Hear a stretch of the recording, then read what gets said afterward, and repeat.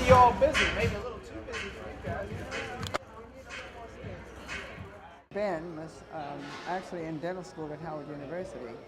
He'd injured his back severely by falling down an elevator shaft. He stepped on the elevator and there was no floor, and he could not stand on his feet for the long periods that dentistry required.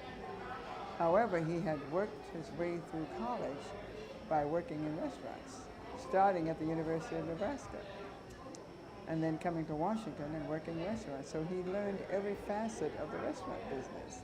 So he knew how to make this special chili sauce. And U Street, of course, was the place to open a restaurant. The neighborhood was still a segregated but thriving African-American community. So if you're going to open a business in a thriving community, it was the U Street corridor, which also was known as Black Broadway because of its great entertainment. It had jazz clubs and 3 theaters on this few blocks here, and it was a happening place. It is a very happening place again. It did deteriorate after the riots of 1968. It deteriorated drastically. Middle-class people moved away from the neighborhood. Businesses that were burned and looted never reopened. So we were in a decline for at least 20 years.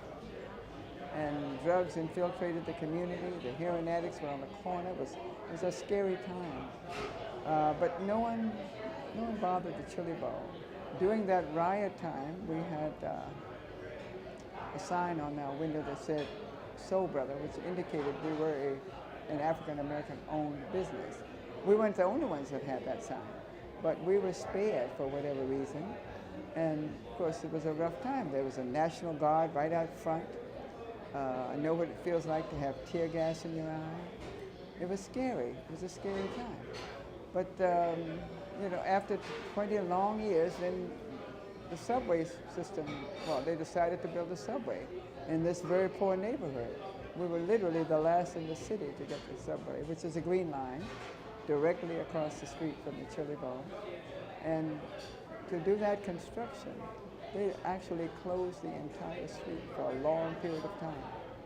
So there was no traffic, not a single lane of traffic on U Street during that construction period. That was difficult.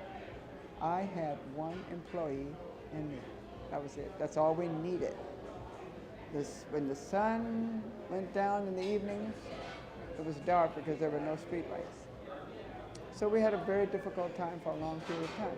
But once the subway was complete, and they had this wonderful ceremony right across the street, the grand opening of the Green Line, I put a huge banner across the front of our store that said, "We survived Metro." The media picked it up, and the new businesses began to come into the neighborhood. New townhouses started to be built, and condos, and the rest is history. We're a booming community now.